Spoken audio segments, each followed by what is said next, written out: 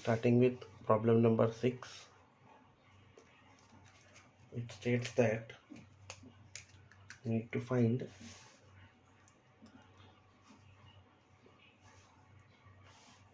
current I of t for t greater than 0. Diagram given is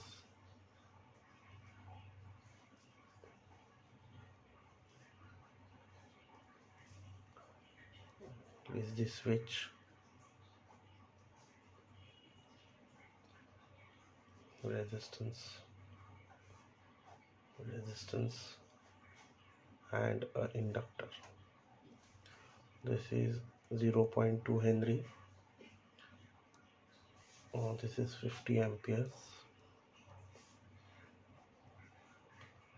This is 200 ohms.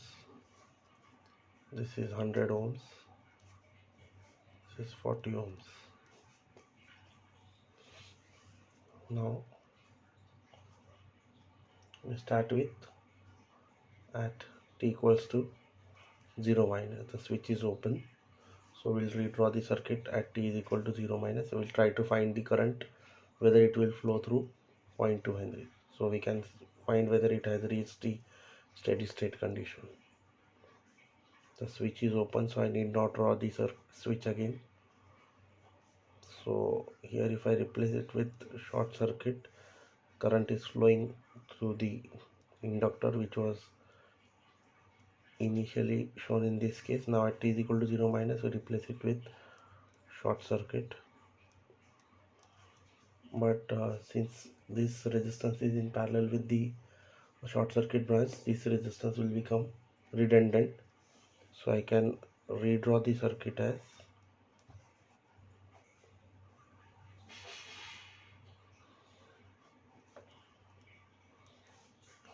this 40 ohm resistance will become redundant. So 200, 100, 50 ampere. I of t is given here in the question. So now in this case I of t will be here. So I can find I of 0 minus, which will be total current flowing is given as 50 ampere. So by current division rule, I can say 50 into 200 upon 200 plus 100. This is why current division rule 50 into 200. So I'll get this value as 33.33 amperes. So I of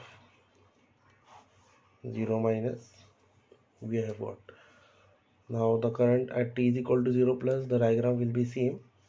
So in short, I'll show you at t is equal to 0 plus, the diagram will be the same, and the current through that branch, that is I of t at 0 plus, will also be the same, which is 33.33 amperes. So we did not show the entire analysis at t is equal to 0 plus.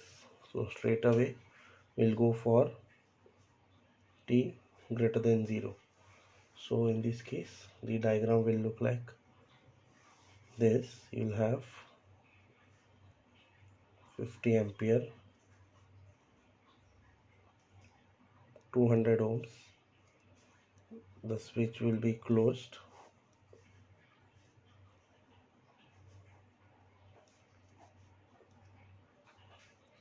since we have the steady state condition, a current source will come in parallel with the inductor.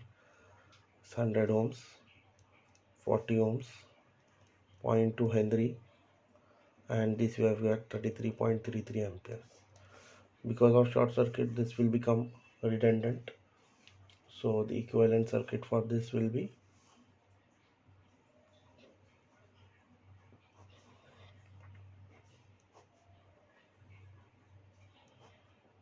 this 0.2.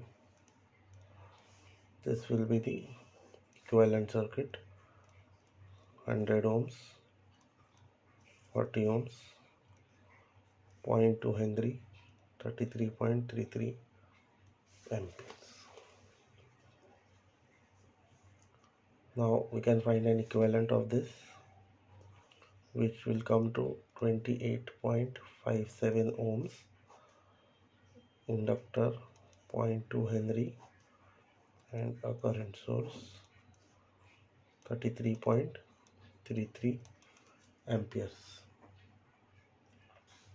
Therefore I can say when applying the KVL, I'll get it as I of t is flowing here. So I can say applying KVL,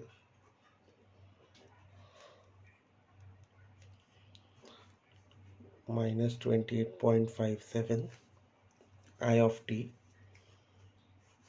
minus 0.2 di by dt equals to 0. Or I can say after simplification I'll get di by dt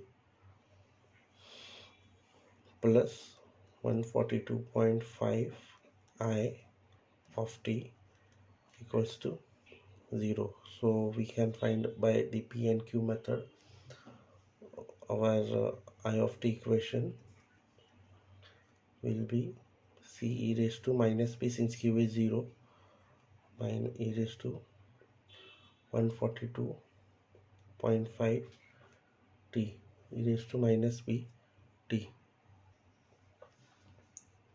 So now we can find C, the value of C. So at t equals to 0 plus I of 0 plus and I of 0 minus are same, that is 33.33. Therefore if I substitute I of 0 plus here as 33.33, I can find C as 33.33. Therefore I can say my I of t will be 33.33 e raised to minus 142.5 t. This is I of t for t greater than 0.